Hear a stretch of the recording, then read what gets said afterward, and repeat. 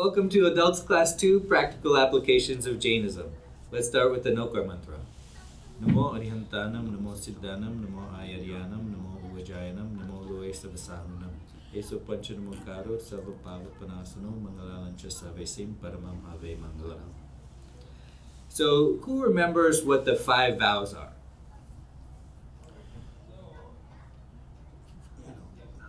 Pratipat, Musawat, Atatadan, those are the 5 vows, right? Panch Vrat. So the first one, here's a hint. The first one is ahimsa. There is Pratipat. Non-violence, non-lying, non-stealing. That's right. Non-attachment. Satya is telling the truth. And certain forms of celibacy. Right? Right. Non-violence. Non-violence, non-lying, non- non-stealing, non- non-attachment, and certain forms of celibacy. Okay. So, non-attachment means a lot more than not being materialistic. It means being equanimous. It means letting people go. It means not letting worldly matters affect you.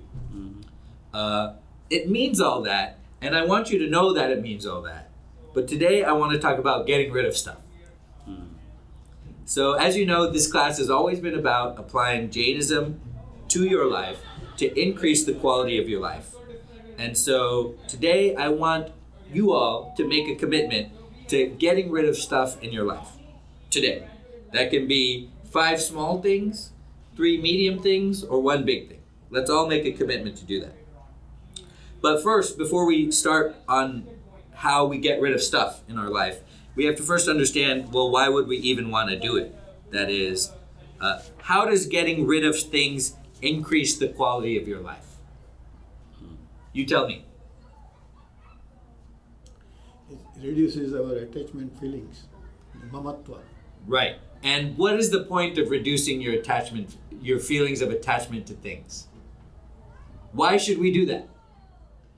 Well, yeah, that the more you are attached to something, Is there a meeting if something goes wrong with whatever you are attached with, you may get a little bit hurt feeling.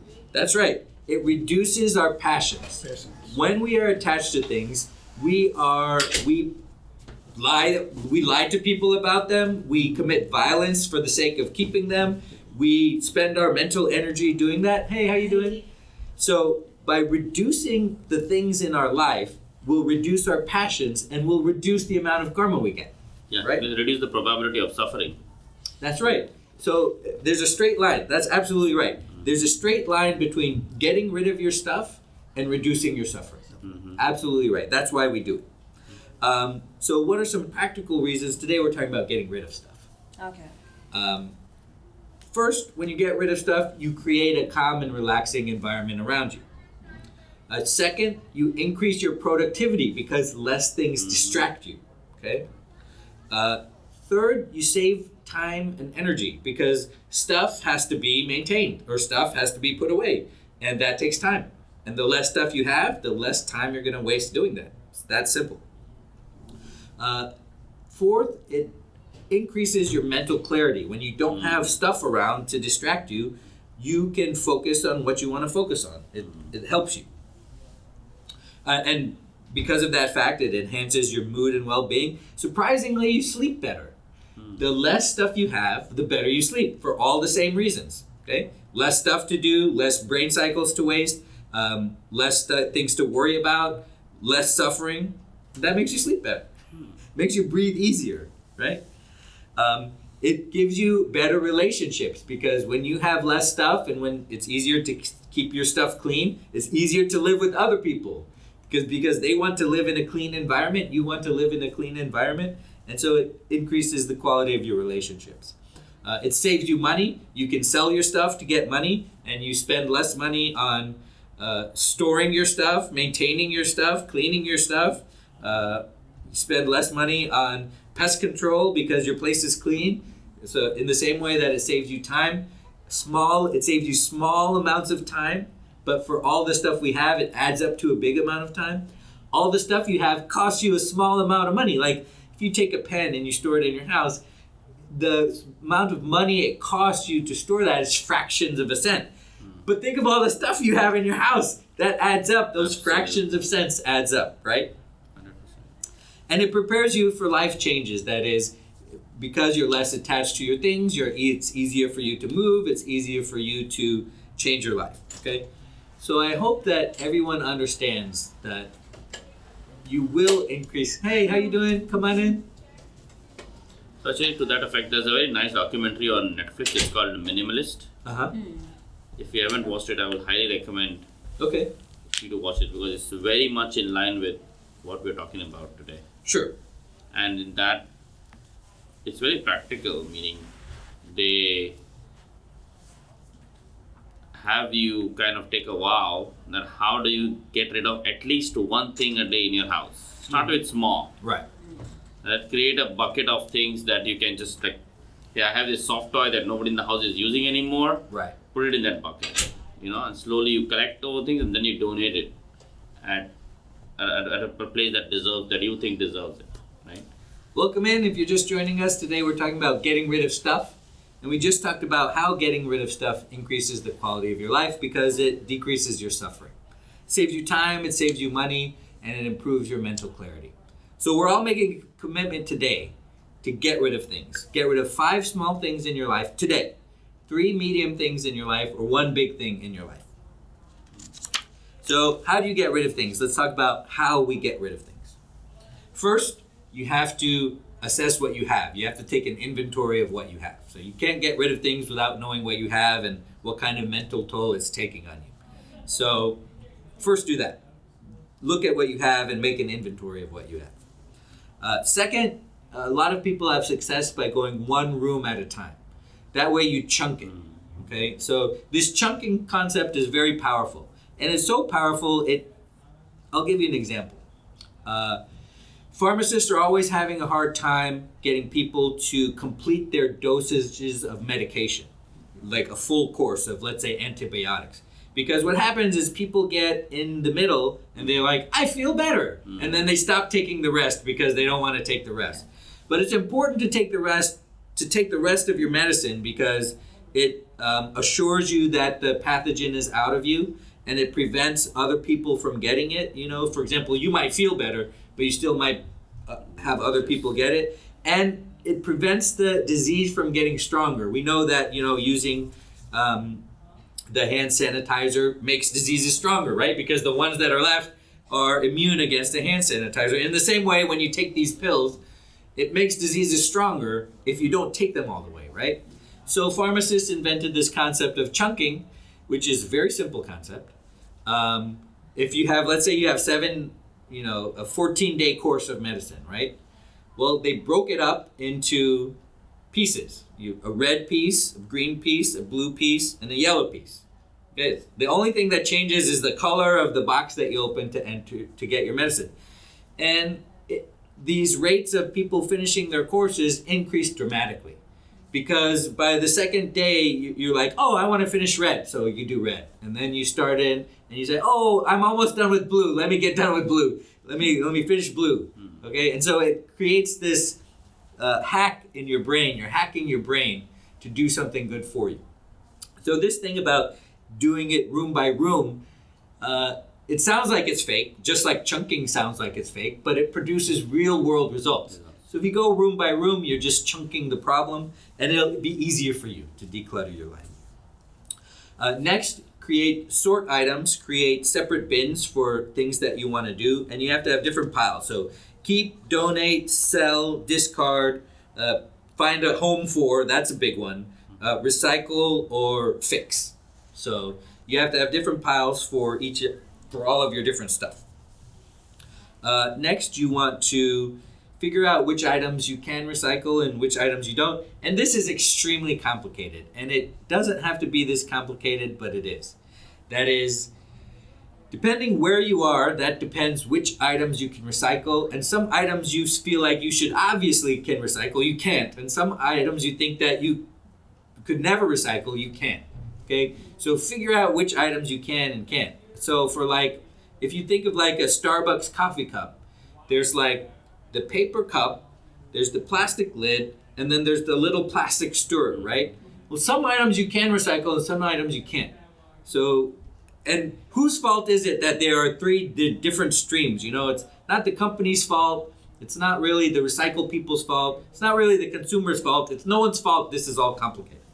So figure out what you can recycle and what you can't. And here's the next part, important part. Set limits on how to stop the stuff from getting in your house. So you know we have Samvara and Nirdra, right? Nirdra is burning the karma that's already attached to your soul. And Samvara is blocking the karma from even attaching in the first place, right? Mm-hmm. Same thing with this stuff problem. You got to figure out a way to stop bringing stuff into your life and into your house. And so figure out where this junk is coming from and put a stop to that. It might be like, oh, I got these free things, you know, I got this free koozie or free thing from this place.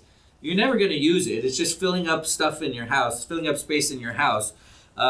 Figure out if it's coming from, you know, excess purchases, or figure out if it's coming. My kid just had a birthday and just got all these toys, and every birthday that we accumulate more and more toys, right? You figure out where the stuff is coming from and learn how to block it, just like we learn how to block our karma. Next, digitize everything if you can. All that paper junk you have, you can digitize. All the photos you have, you can digitize, or you can put it in an album and make a home for it. Figure out what you can digitize and what you can't. That's a great way to help. And then, of course, get help. Get your family involved, get everybody involved, you know, tell everybody to come over because you need help with the stuff that you have, and get help like that. So that's one way to get rid of your stuff. Questions or comments about any of that? We talked about why we should get rid of our stuff, and we talked about one way to get rid of your stuff. So I have one comment. So one of the things I have seen is, you know, in the way we get the mail, we get, you know, Macy's coupons, Kohl's coupons, and all that, right? So you don't need to buy the stuff. There is absolutely no need for you to do it, but just because they keep sending you those things, that's one way for you to get lured into, oh, okay, you know, I have like 30% off, so why not just go and buy it? And then that's when you start adding up things that you don't really need and you're not looking for it. So try to stay away from those coupons that you keep getting in the mail. Yeah, don't get distracted by a good deal, right? Yeah. Sometimes we do that. We fall for those traps that come in there. What's a good way not to do that? How can we stop falling for this? Oh, it's a good deal. It's on sale. I should get it right now. First thing, whether you want it or not. Whether you need it or not. Yes. Yeah, need it or not. You always want it. Yeah. You don't need it. So one way is, so we get an ad, it says 30% off. This is, what if it's something I need? Then what happens? Then we should look for it, whether it suffices of what actually I need in that item. No, then you realize you're lying to yourself because you never need it. It's never something you need. And you the realize second that opinion is important. you are lying yourself to justify getting a dopamine hit from getting what you want. Exactly. So realize that your brain is working against your interests. And that's why your last point about bring in your family members, so maybe your spouse, you can discuss with your spouse that, hey, I'm thinking about this, what are your thoughts, right? Right. And that person can actually provide you with a neutral opinion that, hey, do you really need it, to your point, right? Another hack actually that it kind of goes against the popular belief is to be able to use cash That's to make purchases, because we live in an era wherein, you know, money is all it's all unseen, not visible. You just swipe something and you feel like you just played a game, and you feel like you haven't paid anything but you still got all this stuff, and then you take a bunch of things home. But on the other hand, if you go back to how our mom and dad used to operate, they used to pay cash for almost everything, and they used to live that minimalist life because of that. Every time, right? I mean, like, you know, to his very valid point, you know, every time you touch the piece of paper when you're paying, that's when it hurts you. Right. You are connecting your brain to the physical touch. Yeah, because you're counting it, right? On the it's credit going card, you away. don't count. You Exactly. just swipe it. Right. Very valid. That's a great hack. Other questions or comments? Today we're talking about getting rid of stuff, and we're each making a commitment to get rid of 5 small things, 3 medium things, or 1 big thing from our life today? Like for me, when I start like cleaning the stuff, like to know which is needed and what is not needed, when I look at it, I just think if I've not touched the thing for 6 months, Right. Yes. I'm like, why will it be required to me? After some time, I just remove it. Right. And that's how I like look at it. Maybe a time frame where you have just not used it. That means you don't need it. Yeah. Right. Very good method. Do we believe in just throwing? So what do you do about books? Books. Library is the place. Yeah, a I very good actually place, yeah. either donate it to the library Yeah. or there is a little free library or something like that. So that's just a case outside the school. You can exchange, like you put 2 books, you get 2 books. So you can even teach your kid that okay, you can obviously that is for the kids. So the kid's book, you can just put it there, and he can pick whatever he or she can pick whatever he wants if he finds. Or you can just donate it there also. Just put few books there. Yeah, like depending on the community that you live in, like in our community that we let wherever we have those play park for the kids and swimming pool and stuff like that, they have that box where people actually from their community put books that they don't need, and then you can pick up books if somebody else is interested in that, and you can actually, so if you pick one, you put one, kind of a situation. Yeah. Right? And even my son reads the series, so I haven't yet put it because he wants the 2 series that he has read. But I got a message in one of the WhatsApp group saying that I have a series which my son or daughter is done, and if somebody wants to pick it up, it's for free. So that way also you can just donate it. Some other kid will be able to read the whole series. Right.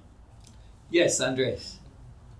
Hi everyone, I'm a new participant here, so I'm looking forward to the discussion. I wanted to ask about, let's say, things we have attachments to, specifically memorabilia, things that go back to the high school years, childhood.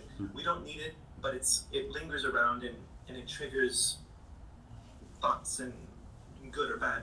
What to do in such cases here, or any suggestions? All right. Who can help Andres? That is, what should we do with our sentimental items? Yeah. That, let's say It's it a gives big us good question. memories. All right. So the first thing you may want to do is you may want to take a picture of it. Digitize, Okay. yeah. So, and whenever you want to revisit those items, you can always look at the picture you take of it, and that way you don't have to haul it around. You may move 3 more times in your life. You don't have to haul it around each time you move. That's one way to do it. Another way to do it is to realize that those things are in the past, and it doesn't do any good to dwell on those things, even if it might give us good memories. That is, we don't want to be living in the past, and we don't want to be revisiting those things. So that's one way that it might help you to overcome that not addiction, that might be the wrong word, to overcome that dopamine hit you get when you view sentimental items. So that might be a good way to work on it. Yeah, but I'm totally with Andreas on this one. Like my wife and I, we are sometimes at loggerheads about this. She is big time into this memorabilia stuff. Like simple example, when we have the little godiyo for the kid. Both my girls are 11 and 6 years old. They don't need that. But we have given that godiyo to many other families, but ultimately, of course, comes back to us. But she wants to keep it In their because memory. she's like, my 2 girls have grown up in this. But I'm the other side. Hey, I mean, let's pass it on. We don't need it anymore. So, to your Everyone point. keeps returning back to you. Yeah. Can't you give it to someone else? So how do we solve this problem between between the couple, where one person wants to hang on to stuff because of sentimental reasons, and another person doesn't because they feel like, well, it's suffering to hang on to things, and it's also clutters up your mind, and it's living in the past, and we don't want to be materialistic. What if it brings smile on your face if you just look at it? If every time you just come across it and it just brings a good feeling inside you, saying that, oh wow, like, not necessarily at all, it just gives you a good feeling. What about that? Because those can be just the memories regarding the photos that you have, or the memories of few papers that somebody has written to you or something, Yeah. and you read through it and you just feel so good, and it might even improve the relationship with the person who has written to you, something like that, which can just help you to bring back the connections. So the trick to understanding that part is to realize that that's a lie, because the fact that it brings you good feelings means that it's going to increase your passions when something happens. Let's say this Goryeo toy, right, that the kids played with. Well, if somebody steals it, or if something happens, or what's more likely to happen, he walks up and it breaks a little bit because then his wife is going to suffer for it, right? Because she's attached to it, right? So everything that brings you a good feeling is something that's going to bring you a bad feeling later on down the road. And that's what the attachment thing is. That's how pernicious it is. Okay? When we started this, it's easy to agree with me saying, reduce your materialism, that increases the quality of your life. But when we really talk about it, it's hard to understand how something good is really something bad. Yeah. That's a good point. That's a very good point. Yeah. Other questions or comments? I yes. kind of feel that if you have some sentimental items that you want to preserve, nothing wrong, and say after 50 years, if whenever when you see it, you feel so proud about whatever you have done or whatever you have preserved, And Wait. You said nothing's wrong, and then you feel proud about it. Right. That's wrong itself. No, that's not wrong. Oh, pride isn't a sin. Yeah, feeling pride about anything is not a wrong thing. That's even that's not wrong. That's very funny. Yeah, it's not wrong. And what happens is, if you lose that item, you may feel momentarily bad about it, but then you think that it's 50 years done. Oh, fine. So it's a part of the life to feel good and feel suffering and then feel okay, let it go. Great. So those three things are always there in your life. Nothing wrong going through that. First thing I want to say, I respect you very much. I thank you for coming to this class. But everything you said is totally wrong. Pride is a sin. There is something wrong with sentimentality because it increases the suffering in your life. And we are trying to decrease the suffering in our life. So I very much respect you for coming in and for sharing your thoughts. But unfortunately, everything you said is wrong and contradicted by the book. Other questions or comments? Now, Jainism doesn't say that you should always go by the book only. It also gives you open. As the time passes by, you have to go along with the time. Now, digital you're talking about. Digital just came in the last 20 years. Before that, there was nothing there. Right. So why would not people save it? Oh, it's just another way of taking a picture in your mind, right? It's just another way of remembering photograph things. of your parents or your other loved ones, you don't want to get rid of it. You're going to keep it in. Not only should you get rid of the photographs of your family, you should try to realize that the relationships you have are causing you suffering. This is the truth. The only thing I'm promising you is the truth. I'm not promising you good feelings. The only thing we're worried about in this class is the truth. And the truth is that your familial relationships are an attachment that is causing you karma, unfortunately. Yes. So if you come at me with things like, how can I get rid of pictures of my family? I'm saying you should get rid of pictures of your family. And perhaps we should all bring in pictures of our family so we can rip them up. Nobody is going to do that. You'd be surprised we ripped up money in this class. We have not given up the sansar yet. We ripped up $200 in this class of green paper money. So you'd be surprised. I'm sure we could rip up pictures of our family too. I'm not promising you anything good. I'm promising you the truth. That is the only thing I'm promising you. Even our agams also, they give a different line of, what the sansari or grahastha has to do and what non-grahastha has to do, the one who has who is aesthetic or whatever, who is taking Now you're just making excuses for things you want to be true. Unfortunately, if you come in this class and say pride is not a sin, I'm sorry. I'm just going to laugh and laugh and laugh, okay? It is definitely a sin, and I don't want anybody to come away thinking that pride is not a sin. Other questions or comments? And that's the thing that we have to be comfortable with. Like, we have to your point, be comfortable with provocation in the sense that it's the truth, whether Right. you like it or not. Right. Right? Like, that's the whole notion of Buddha and Mahavira leaving everything that they had and adopting or accepting or going forward with the life that they chose later on is exactly what you're mentioning, the truth, right? Like, they got rid of their feelings for the family, they got rid of love, they got rid of hatred, they got rid of pride. When you come to so that that is the stage, extreme. Yeah, exactly. So that when is you come to the that extreme stage, case, right? Everybody That is at different location. But see, that's the second time you said that. We're all trying to get to that stage. We're not trying to justify us not doing that by saying, I'm a Shravak, I'm not a sadhu, I'm just a Shravak, I'm just a lay person. You know? choice, yes. To what level you want to go, Sure. that's everybody's choice. Exactly. Sure. But then if we go by the books, according to his point, right, that is what it is. Like, we have to get rid of anything that can cause suffering, because ultimately the only thing that's going to stay with you until you die is your breath. Nothing else going to stay with you. So I have a question. When you, as you said, detach yourself and you get a sense of loneliness, how do you handle that? And You realize that you're attached to Correct. not being lonely. That is an attachment, right? Agree. You're attached to being with other people. That itself is an attachment. And that feeling you get is not caused by your soul. It's caused by your body, and you're not your body. All the feelings you get are never caused by your soul. All the feelings you get are caused by your brain, and you're not your brain. You're not your brain, you're not your thoughts. You're the awareness that shines a light on your thoughts. That is a production of your soul.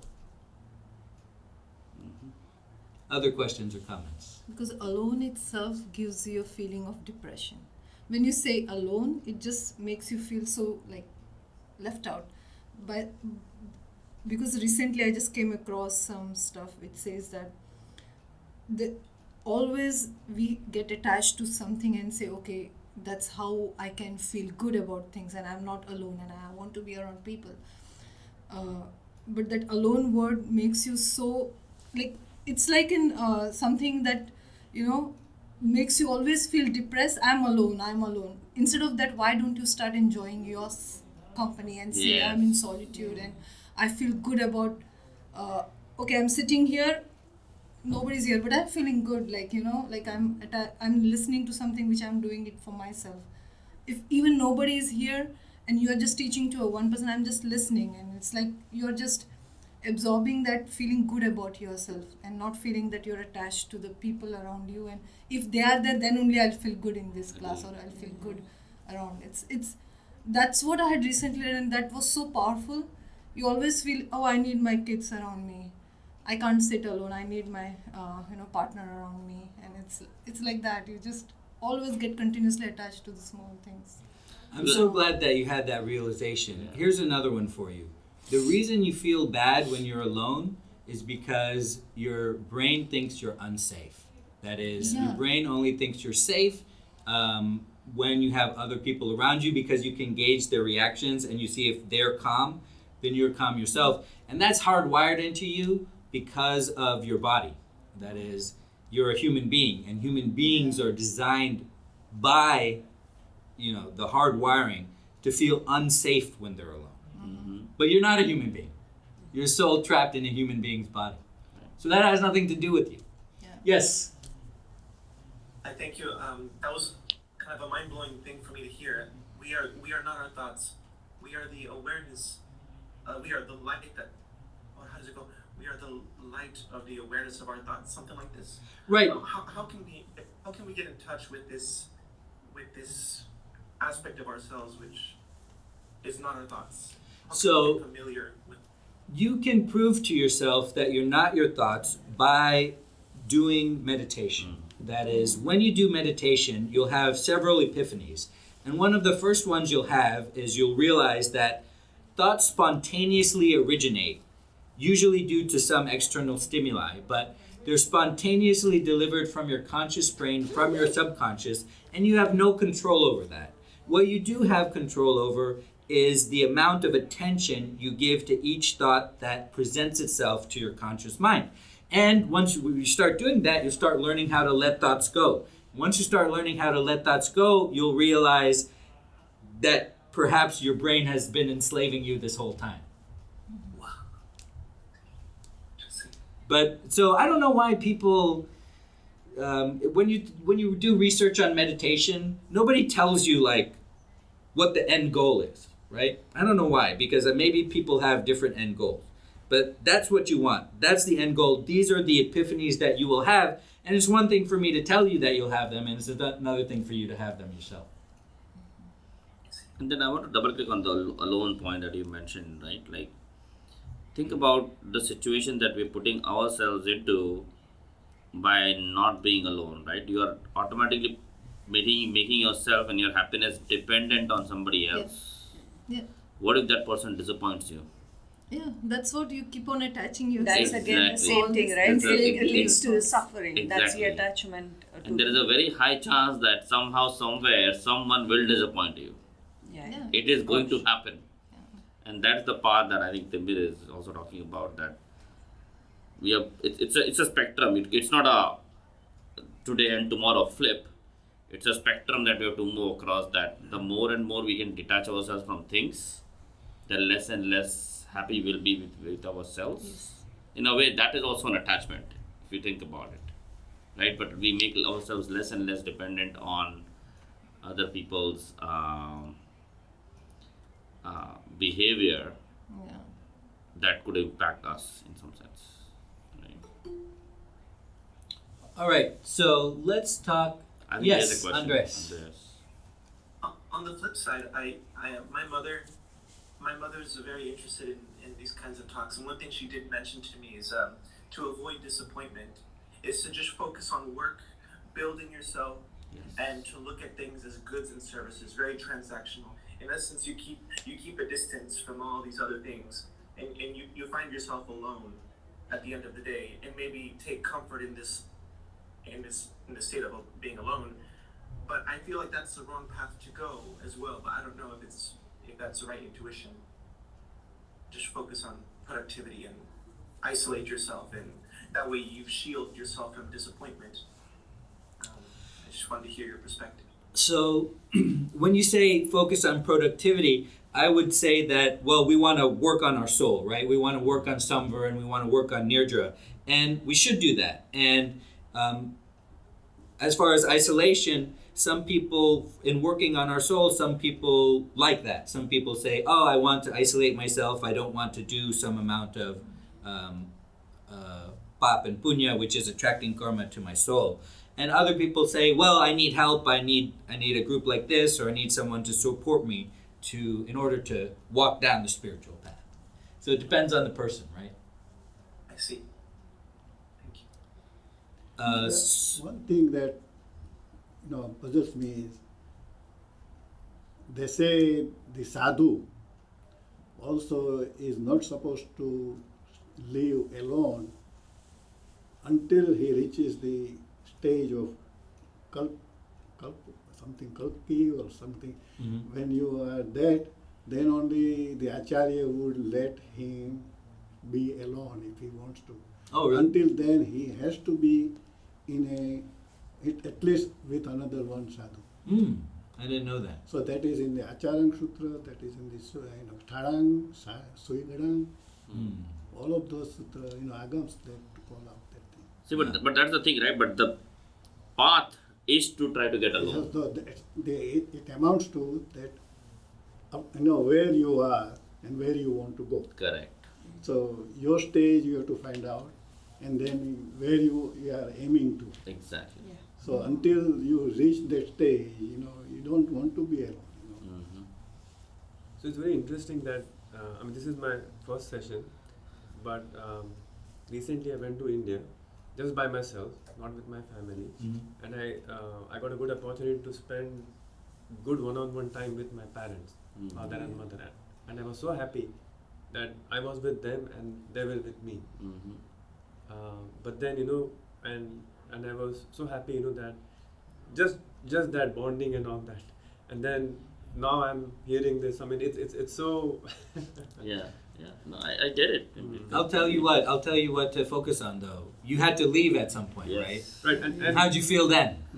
yeah. So when I came back and I said, it's so important to be with my friend, and then I just realized, how blessed I was, to have a wife, to have kids, to have good friends, and then when I came back, I just hugged even my friends, so I was so happy about it. So sometimes when you are by yourself, like when I went to India, I was by myself. Generally, I'm with my family, and then you tend to get distracted. But this time I was by myself, so I just got time to think, and I said, I'm really blessed to have people around me, and that's the feeling I got. Sure. I mean, especially when I came back as well, That's great. And then what happens? You've had a very lucky life, right? And then what happens when one of those people gets a disease like cancer, right? What happens? Right. It's coming for all of us whenever we get old enough where all of those things that made us happy, they're all going to start leaving us. Right. One by one. And we're going to leave other people unhappy as well, right? Right.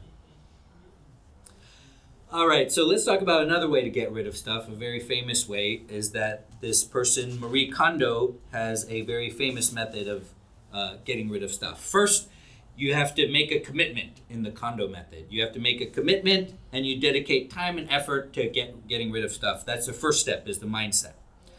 Second is you imagine what your ideal lifestyle is. That is, what do you want your home to look like? What do you want your life to look like when it's organized? Okay, when you got rid of your stuff. And so you work toward that goal. Third, instead of going room by room, which I recommended, she recommends you go category by category. So you do clothes. So wherever the clothes are, you do clothes. Then you do books. Then you do papers. Then you do miscellaneous items. And then at the very last, you do sentimental items. Okay? So instead of going room by room, you go category by category. Next, you take each item in your hand and you see if it sparks joy within you. Okay? You see how you feel based on each item. If it doesn't spark joy within you, you thank the item for its service and you get rid of it. You let it go. She has a series also on this. Right. Yes, Yeah, she has a book What is series this and a person- television person's series. name? television series. Kondo. Marie Kondo. Kondo. She shows like how to declutter. So she asks to get them the clothes from everywhere in the house and dump it as a dump one place, and then take one by one, whichever you are getting away with, that also she'll fold and say thank you and put it away. That's how. That's a nice one. Yeah, it's That's a a good nice. idea. It might seem strange, but she is providing you closure, right? When you say thank you to the item for your service, you're getting closure. You're saying goodbye to the item. Whatever friction is in the way of you getting rid of the item is now gone. That's what that does. Okay, next, after you do that, you fold and you store the items properly, okay, wherever you decided that they live, and you store them in a way that makes them easily accessible and visually pleasing, because you want to live in a beautiful home, Next, you discard items you no longer need, and throughout the process, you show your gratitude for the things that you have and the things that they've done for you. You're really like anthropomorphizing these things, right? You're giving non-living things like feelings, which is, it's not a good thing to do. But that's her method, right? Mm-hmm. You give them feelings and you let them go and you say thank you, and that's supposed to help you declutter your life. So questions about that, that's called the Kondo method. There again, she says that if you feel joy about looking at it, you just keep it. Then Right. If it sparks joy within you, that's something you don't get rid of, right? And then you keep it and you find a place for it. okay, Because It's it the brings same you with the joy in stuff- your life. It's same with the stuff that we have, right? The memories that we carry. It just brings so much of joy by looking at the Yeah. pictures and the papers that you have. Wait, I thought you were talking about two different things. So the pictures are stuff, but the Okay. memories are different. Okay. So which one are you talking about? Getting No, rid I'm of ju- memories in your mind or getting rid of pictures in your photo Like album? pictures or like the old stuff that we talked about, something that you always keep it with you. Like how she says that just, is it the things like she's talking about, just the clothes and the things that go gradually out of your life, or is she even talking about the stuff that you have kept for your good memories? Both. All Yeah, of it. all of it. Again, it's up to you, right? I mean, but ultimately, I think what our scriptures recommend is to get rid of everything, physical, at least, Sure. right? It's difficult in today's world, in full transparency, but that's Of course. what. I've never said it would be easy. It's Yeah. easy to say, right? It's easy to talk about when we're in these four walls, and it's easy once we step out of that door to forget every bit of it. Yeah. That's why I all want the cars you and the to. kind of cars outside. That's why I want you to make a commitment to me today. Make a commitment to me, and Oh, more nice. importantly, make a commitment to yourself to get rid of things. I'm handing out a Love piece it. of paper. This is awesome. It's This is this nice. is nothing you don't know. Okay, it just says clean everything, but what it is, it's a checklist. Can I have one? I forgot to keep one for myself. It's lovely. Okay, so you can, for our people online, you can find it. It's a room by room checklist, how to get rid of things all over your home, and it's by this neighbor's website. And I will, as soon as class ends, I'll upload the document to our WhatsApp. Are you on the WhatsApp, Andreas? Yes, thankfully. Yeah, right. Yeah, I remember. Yeah, I added you. This is quite detailed. That's Pretty very awesome. I mean, this is nothing you don't know. You're not going to Yeah. see anything new in this Yes. checklist. It just says remove anything that doesn't belong, decide on storage solutions, put away this, put away that. You know that. You know how to clean your house, right? This is just, you can, it's fun to just make a check mark, or let's commit to Yeah. doing one of these a day, or something like that, you know. And that's what this is for. Because I am serious that you will find your life to be better when you start getting rid of your stuff. For the reasons that we mentioned at the beginning of this class. And I want you to make a commitment. What are you going to get rid of? Tell me. Definitely clothes. You're going to go home today and get rid of clothes from your 100%. closet? Absolutely. That's great. That I love was that. my thought, because I generally keep decluttering my house, and it's just the clothes, because they are hung there. I never get there because I'm busy with the other things. I mean, Right. decluttering other things. And one more scenario I would like to just share is when I moved into a new house, I was talking to one of the cousin, and I said, I was still unboxing. So I just, in that manner, I said that, oh, you know what, I mean, my island is full. And he just said that, oh, island is gonna be full all the time. That clicked to my mind. That clicked to my mind, and I'm like, no, my island has to be, Clean. totally clean and clear. So that's how now it Island. always comes to my mind. No, it has to Island be is clean. the most vulnerable place in the house. I can tell you. No, I've- my island is generally There was clean. a funny joke actually. It was a meme, and the meme said that I just saved $347.58 by not going to Costco for blueberries. Costco is. So yeah, I would have went to Costco Yeah. for sure. And so, how do we get our kids to understand Yeah. that this is Yeah, that's beneficial the- for That them? was my going to be. by acting the same way in front of them. Okay, so leading by example. That's Yeah. great.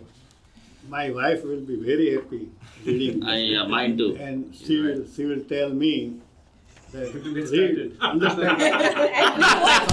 Do whatever is required. Because I am saving her the BA and MA certificates, and she says they are no more relevant. So I said, why you want to get rid of it? She says, it's not relevant anymore. Digitize it. Yeah. Now we can digitize, no Right. doubt about it. But she is that much, she said, what those certificates are? In just paper.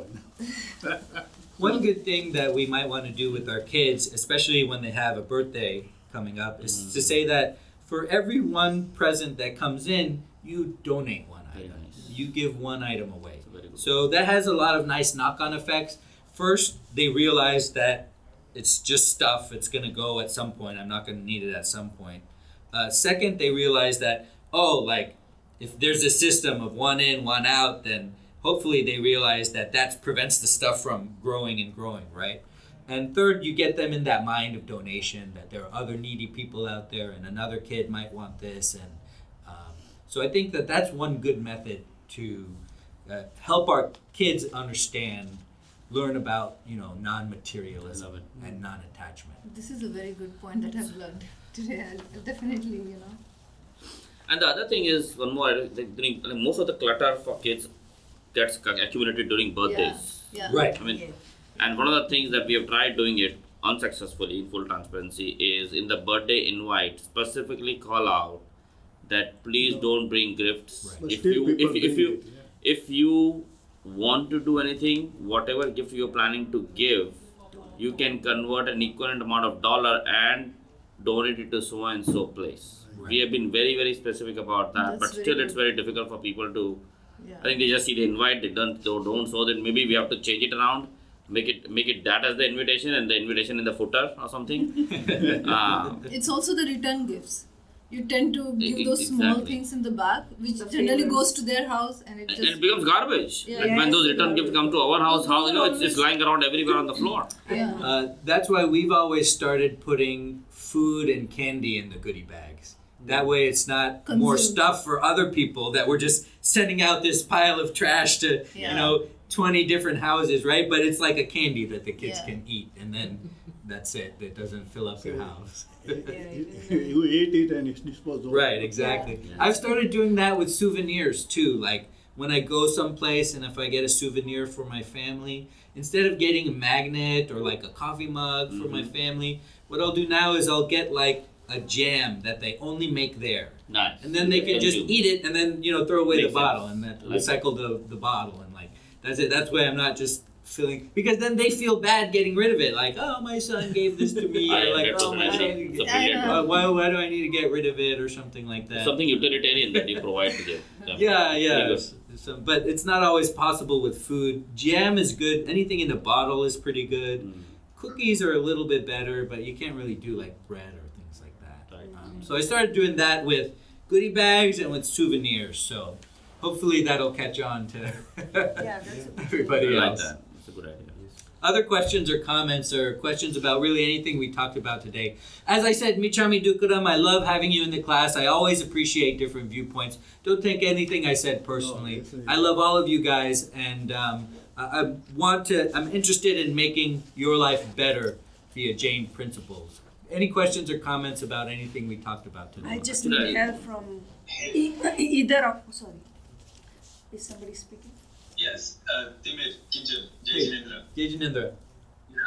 I wanted to add one thing that you taught me, I think 2-3 years back. So I do it with clothes, right? So I don't add anything to my closet, and I think Sheetal and same thing now we are following with the kids. If I can't donate one, and the best example was date for yesterday.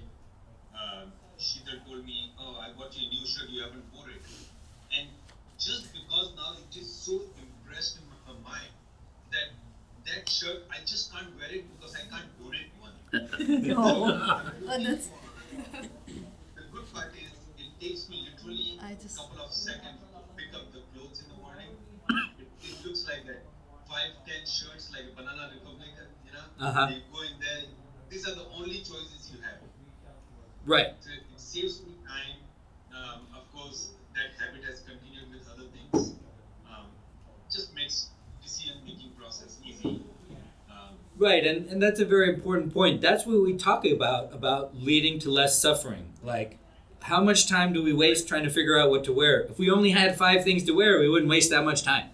Yeah, I mean, if you see some of the most popular people on this planet, like President Obama does this, Mark Zuckerberg does this, Steve Jobs used to do it. Like if you look at, that's one color. they just wear the same thing. Yeah, one color. Yeah. So they basically, that's what in their closet, they just have the same thing, the same socks, the same trousers, the same jacket, the same shirt. Yeah. And it actually helps them in their decision making apparently. Right. Is that they don't have to divert attention To something which towards is, unnecessary things which they consider that to be unnecessary, and they can really focus on the good, the real stuff that actually matters, right? and that's why they probably multi-billionaires or whatever you want to call them, but they probably have 5 or 6 t-shirts and 2 or 3 jeans and a few pair of socks in their closet. Nice, I'm in the right direction. Except they have a big bank balance. He's going And on maybe the that's back why of they have a us. big bank balance, I right? know. Maybe that's why, but still they have it. Yeah. Thank you so much for your time today. No, I but they really also appreciate that. Thank you, donate Andreas. also. Thank you to all our new members. See you next week. Bye-bye. Thanks, guys. Thank you, Dimit. Thank Thank you. you. Dimit.